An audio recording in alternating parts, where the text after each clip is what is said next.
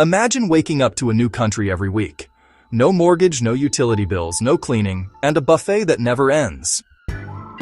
You've seen the headlines. Man says living on a cruise ship is cheaper than rent. Is this the ultimate retirement hack or a viral fantasy?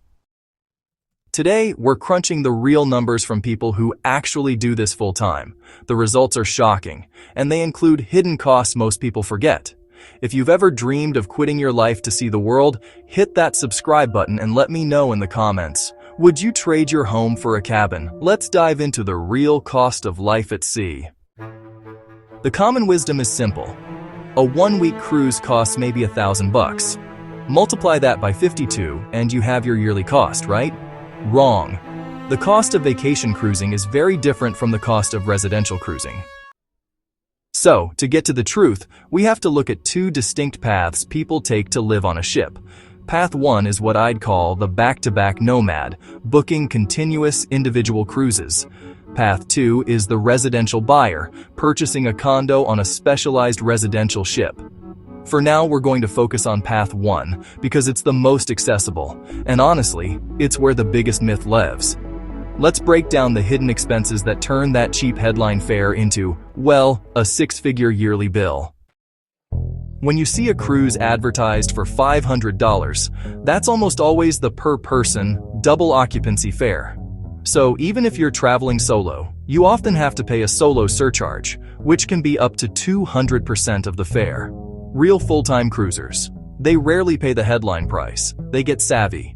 They book interior cabins, they book off-peak, and they use loyalty programs. But even with all the hacks, veteran full-time cruisers often find their base annual cruise fare averages out to about $65,000 to $97,000 per person for a balcony cabin, or maybe $40,000 to $70,000 for an inside cabin. And, that's just the ticket. This one sneaks up on everyone. Gratuities, the automatic daily service charge, are non-negotiable and apply every single day. The industry standard is roughly $18 to $25 per person per day. Multiply that by 365 days, and your service charges alone add up to a staggering $6,570 to $9,125 per year, per person. You can't just remove this without a strong reason, and for full-time living, you're on the hook for it all year. You can't escape Uncle Sam, even at sea. Every time the ship docks, there are government taxes and port fees. On a normal vacation cruise, this is rolled into the price, but when you're booking 50 or more cruises a year, these fees are constant. For a full year of continuous travel, budget at least $4,000 to $8,000 annually just to cover the cost of pulling into port. So, you're a modern nomad and, well, you need to work. That new fast Starlink Wi-Fi everyone's talking about? Yeah, it definitely costs. While sure, some top-tier loyalty programs might give it to you for free, most full-time cruisers are actually paying a pretty hefty monthly fee. If you're paying the average of $20 a day, that's over $7,300 a year just to send an email. And if you don't have top-tier status, honestly, this is a real budget killer. Okay, so the food is included, but most soft drinks, all specialty coffees, and all alcohol are just not.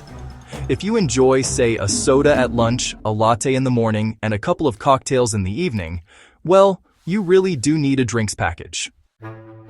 Now, a non-alcoholic package can run you $1,000 to $2,000 a year. But a full alcoholic package?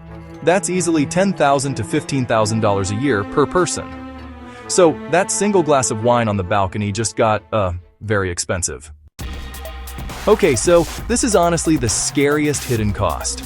Cruise ship medical facilities are, well, basically just glorified urgent cares. They're really only set up for minor injuries and stabilization. And here's the thing, Medicare and most US insurance just will not cover you internationally. Now, if you have a serious medical emergency, a ship-to-shore medical evacuation can cost tens of thousands of dollars. Comprehensive international health insurance and travel medical insurance, which, honestly, you must have to live this way, will add another $3,000 to $10,000 a year, depending on your age and health. This is absolutely non-optional. So, is it cheaper than rent? Let's, add it up. For a couple booking back-to-back cruises in an inside cabin and being extremely frugal, no drinks packages, minimal specialty dining, low onboard spending, the realistic minimum annual cost is...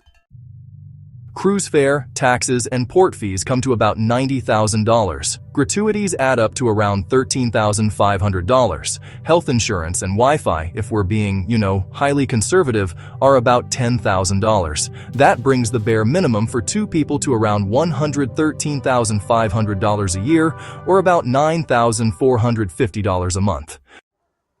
The truth is, for most people, living on a cruise ship is not cheaper than living on land. The average U.S. household spends around $65,000 a year. To beat that on a cruise ship, you would need extreme loyalty status, some pretty aggressive use of casino deals, and honestly, the discipline of a monk. It is, however, often comparable to a high-end retirement community, but with the added value of unlimited travel, which is why people do it. You're not buying housing, you're buying an all-inclusive, moving luxury resort lifestyle. What do you think? Is $113,000 a year for all-inclusive world travel worth it? Let me know in the comments. If this breakdown surprised you, go ahead and give the video a thumbs up. It really helps the channel. And for more deep dives into travel secrets and hidden costs, make sure to subscribe and see you in the next video.